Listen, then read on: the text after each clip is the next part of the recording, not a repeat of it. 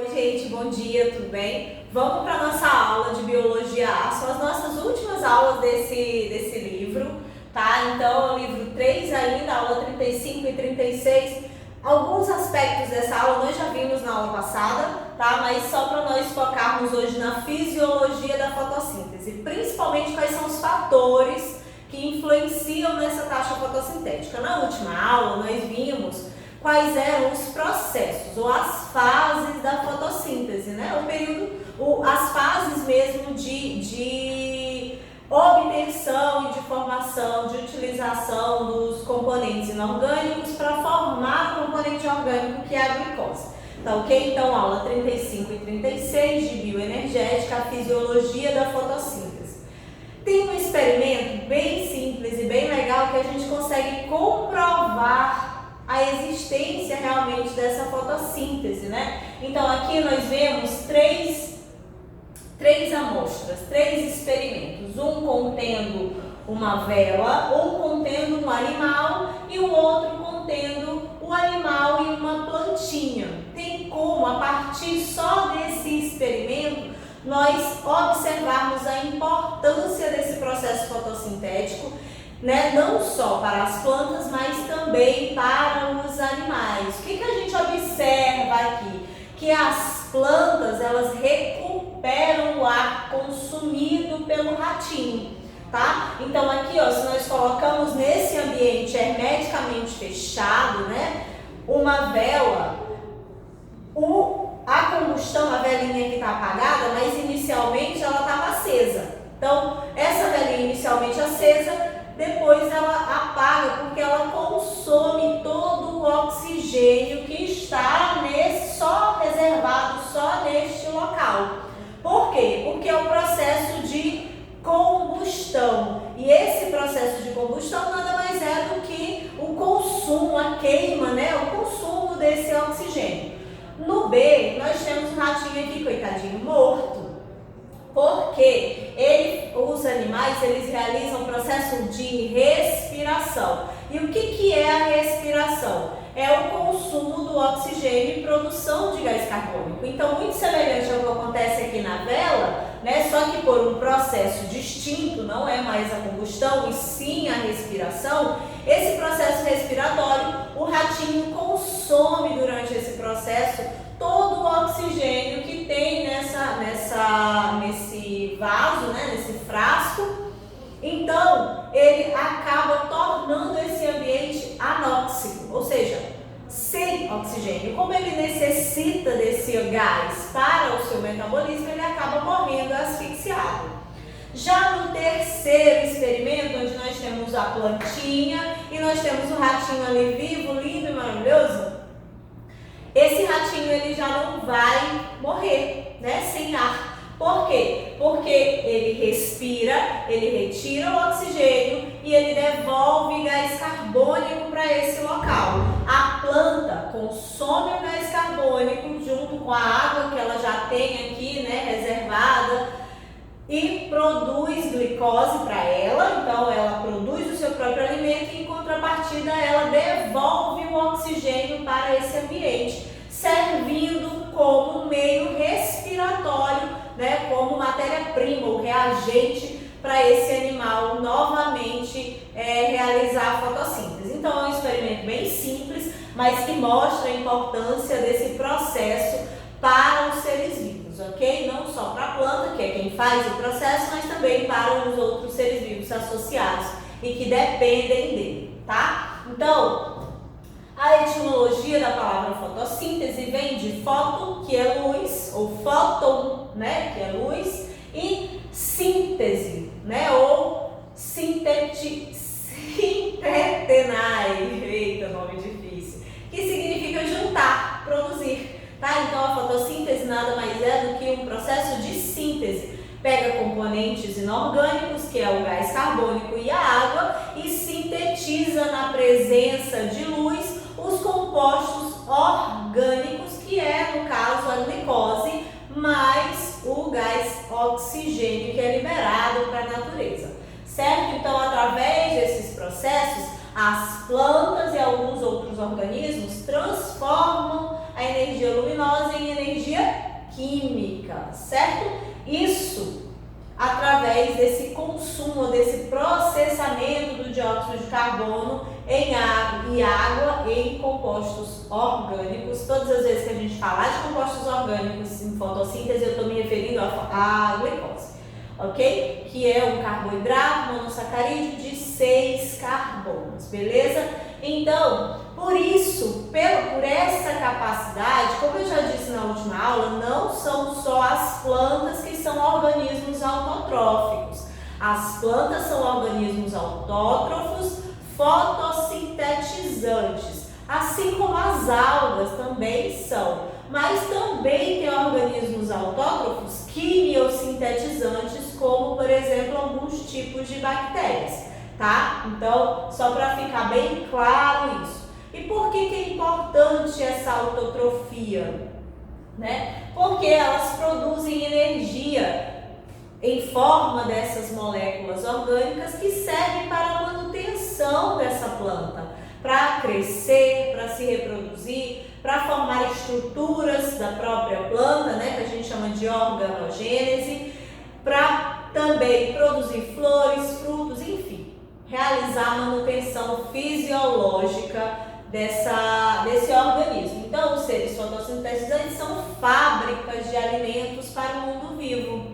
Por isso que essas plantas lá nas cadeias alimentares, quando a gente trabalha as cadeias alimentares, nós chamamos elas de produtoras, tá? Estão sempre na base das cadeias alimentares, servindo como suporte para todos os elos posteriores dessas cadeias, certo? Então, esses seres autotróficos, eles suprem as necessidades dos seres heterotróficos ou heterótrofos, que utilizam a fonte de oxigênio dada por esses processos autótrofos de produção de componentes e também utilizam como fontes de alimento, já que nós, por exemplo, os animais, somos organismos autótrofos e não conseguimos produzir o nosso alimento nem utilizando processos fotossintéticos nem quimiosintéticos, tá? Então nós necessitamos obter essa energia de fontes externas, tá? E isso serve não só a nível de indivíduo, mas a nível de ecossistema, a nível de biosfera, porque mantém o equilíbrio entre as taxas de gás carbônico e de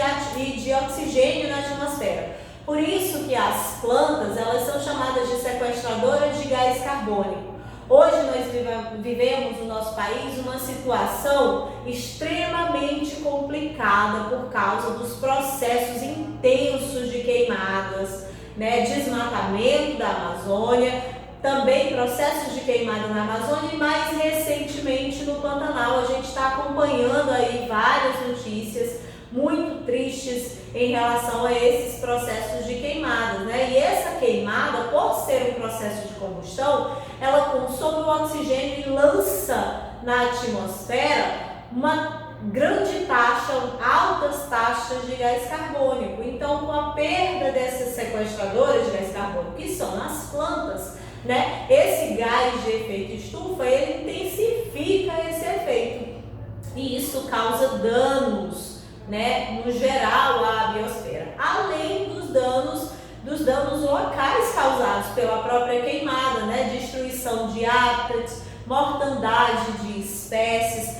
contaminação de rios, por exemplo, pela fuligem que é gerada a partir dessa queima e acaba precipitando, né, e se acumulando nas águas, diminuindo a taxa de oxigênio e aumentando a mortandade de espécies aquáticas, tá? Então, é uma reação em cadeia, na realidade, certo? Então, quais são os organismos fotossintetizantes? Plantas, as plantas superiores e as inferiores, né? No caso, as superiores Gímeno e Angiospermas e as inferiores Pteridófitas e Briófitas, e as cianobactérias aqui, ó, do reino Monera, além das algas que fazem parte do reino protístico. Então nós temos representantes aqui, ó, de 3 reinos que são organismos autótrofos fotossintetizantes, certo? Então, onde que ocorre ocorre essa fotossíntese? No caso das plantas,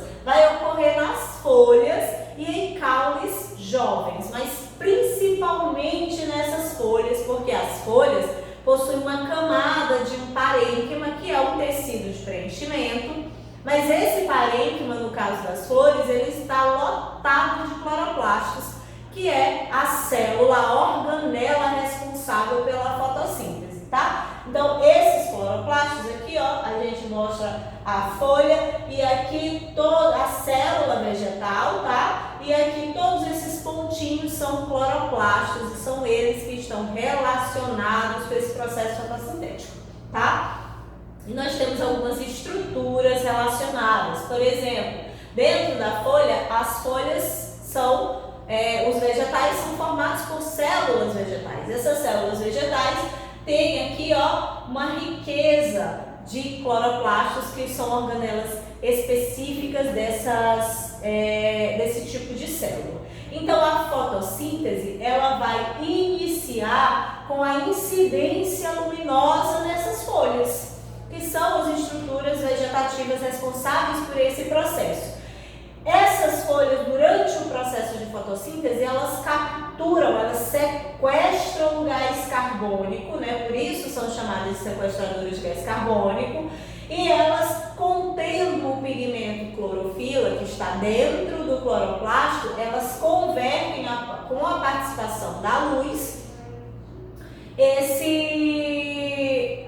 esse processo de energia luminosa em energia química, tá? Então, a raiz, ela absorve e conduz água do solo, então vem o gás carbônico da atmosfera e a água lá sugada, absorvida pela raiz, e são os reagentes para esse produto, certo? Então, quando isso acontece, o gás carbônico e a água são convertidos em glicose e em oxigênio. Então, nós temos aqui, ó, que a energia luminosa, o calor, excita os elétrons da clorofila e produz ADP em ATP. Ele quebra, ele sintetiza essa energia através de uma reação que a gente chama de reação endotérmica, tá?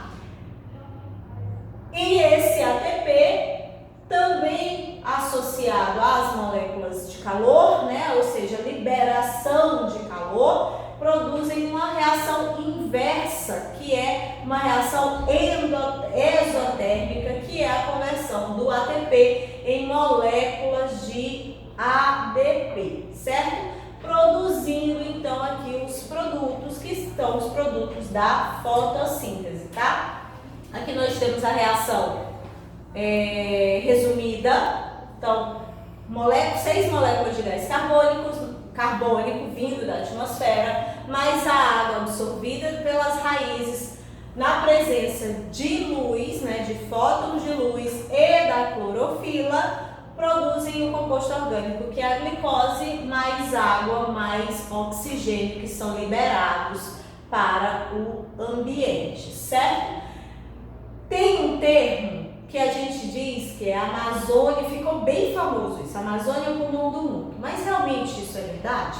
Nós temos aqui, ó, florestas e oceanos, que é onde tem as plantas superiores e inferiores e onde tem cianobactérias e algas, né? São os organismos fotossintetizantes. As florestas, elas são fontes de oxigênio via vegetais, né? Pelas plantas, porque as plantas, elas produzem o oxigênio através da fotossíntese. Porém, nas florestas, as plantas produzem muito oxigênio, mas elas consomem muito também, tá? Então, elas utilizam muito esse processo e, além disso, há um menor número de clorofila por unidade de espaço. Então, a taxa fotossintética é mais baixa do que nos oceanos, por exemplo, que também são fontes de O2 via fitoplânctons, tá? E só que o número de clorofila, nesse caso, é muito maior e o consumo, o requerimento energético desses fitoplânctons é maior. Então, na realidade, quando vai fazer somar a continha aqui, Os oceanos acabam produzindo muito e liberando muito mais oxigênio do que as florestas. Então, na verdade, o pulmão do mundo são os oceanos, tá? E produzido, então, essa fotossíntese pelas algas, tá? Então, nós temos aqui, ó, vários pigmentos que estão relacionados com esse tipo de fotossíntese. E aqui os comprimentos de onda de absorção, né, que variam entre 300 a 700 nanômetros de comprimento de onda. Nós temos, para a fotossíntese, que são os que nós chamamos de fatores de influência. Esses fatores de influência são principalmente a intensidade luminosa, tá? Porque, por exemplo, nós temos um gráfico aqui, ó, que mostra a intensidade luminosa aqui e esse crescimento, né, da taxa de fotossíntese. De manhã bem cedo, ou seja, com a intensidade luminosa bem baixa, a taxa de fotossíntese ela vai ser, obviamente, mais baixa. Então, à medida que aumenta a intensidade luminosa, aumenta a taxa de fotossíntese. Porém, chegando numa faixa aqui, ó, que a gente chama de ponto de saturação, por mais que aumente a intensidade luminosa, a planta ela não vai ficar aumentando indefinidamente a taxa de fotossíntese. Ela estabiliza. Por quê? Porque as folhas elas possuem estrutura chamada de cutícula. E essa cutícula serve como meio, uma barreira refletora para a intensidade luminosa, para permitir somente aquela quantidade ideal de luminosidade para desenvolver o processo de fotossíntese, tá? Dois outros componentes que estão relacionados a essa fotossíntese é a temperatura e o gás carbônico. As temperaturas, elas, geralmente as plantas têm, né, uma temperatura ótima para a taxa fotossintética, em torno de 40 graus, vamos considerar. Então, menos do que isso, a taxa fotossintética é baixa. Muito acima de 40 graus, essa taxa fotossintética também diminui, porque interfere nos processos, por exemplo, de ação enzimática lá na fase escura, tá? A taxa de gás carbônico ocorre, a influência é muito semelhante à luminosidade.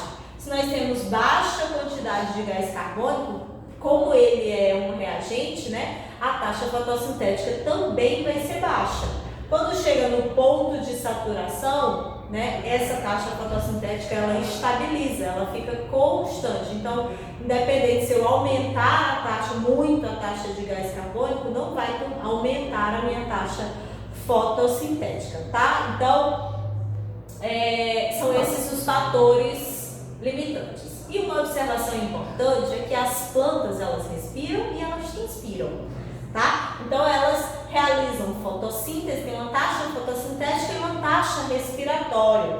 Então nós temos que quando a taxa fotossintética é maior do que a taxa respiratória, então há um excesso de gás carbônico que não pode ser convertido em biomassa. Tá? Essa taxa respiratória, geralmente, ela é constante, é uma linha reta. E a taxa de fotossíntese, ela é, né, crescente até chegar na sua estabilização, ok?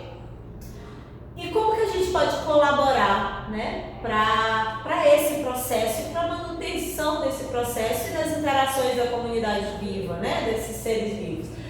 Por exemplo, denunciar desmatamentos. Aqui, ó, nós temos uma resolução do IBAMA, que é a resolução 92, né? E nós temos também várias resoluções no CONAMA que regem isso, e os próprios órgãos ambientais, ICMBio, o próprio IBAMA, tá?